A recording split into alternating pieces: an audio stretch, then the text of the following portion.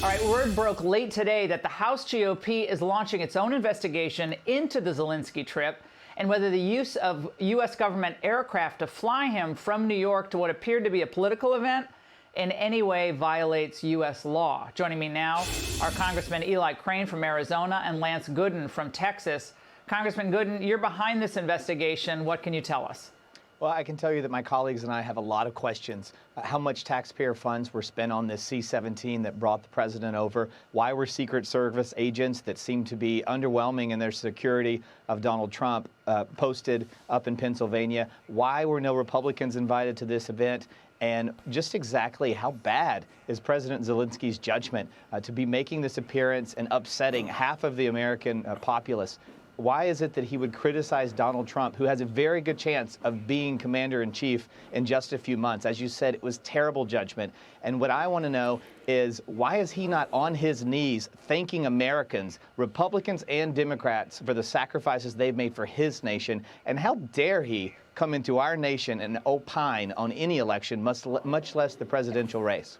As he's saying, he's not doing that, which is precisely what he's doing. He did have some perfunctory thanks to Americans and legislators in both parties, so he did do that. But Congressman Crane, it looks like Zelenskyy got everything he wanted.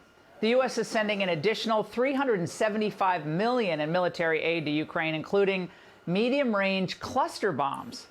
Now, this is at the same time as Zelenskyy insisting that U.S. weapons should be able to be used deeper inside Russian territory. What's the danger here? Hey, Laura, thanks for having me on. I think you nailed it in your opening when you talked about what this really means. And what this really means, as far as I'm concerned, if Americans elect Vice President Kamala Harris to be the commander-in-chief, you're going to see more chaos around the world.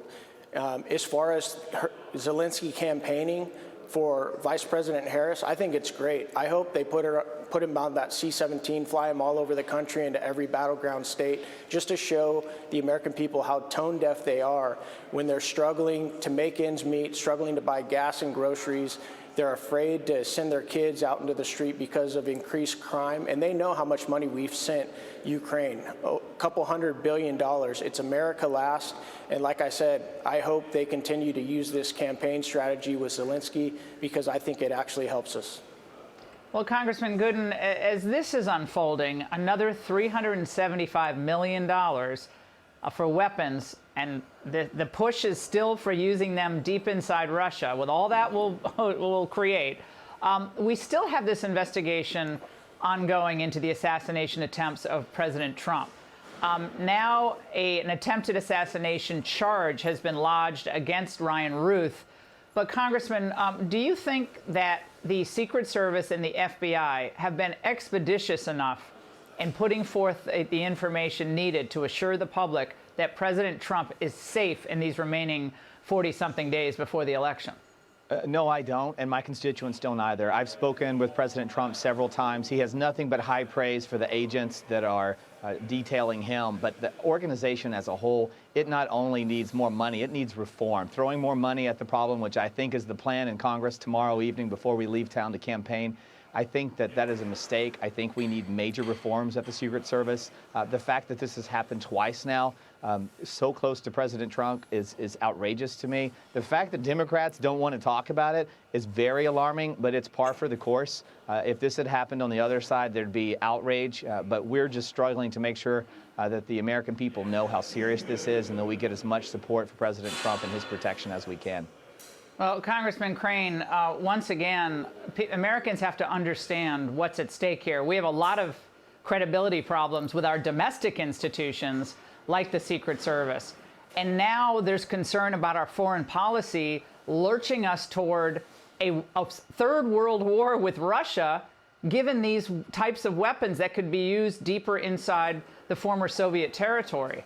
How concerned are you about our troop levels going into a potential major world war with Russia if Kamala Harris is elected? I've been concerned about it the whole time, Laura. Like I said, I went to war 3 separate times.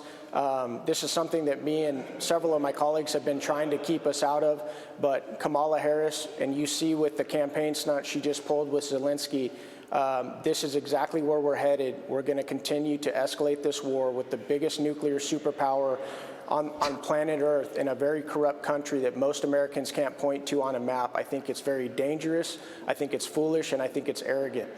Well, and the American people don't want it, at least according to the few polls that are out there. Congressman, thank you very much. Thank you. Hey, Sean Hannity here. Hey, click here to subscribe to Fox News YouTube page and catch our hottest interviews and most compelling analysis. You will not get it anywhere else.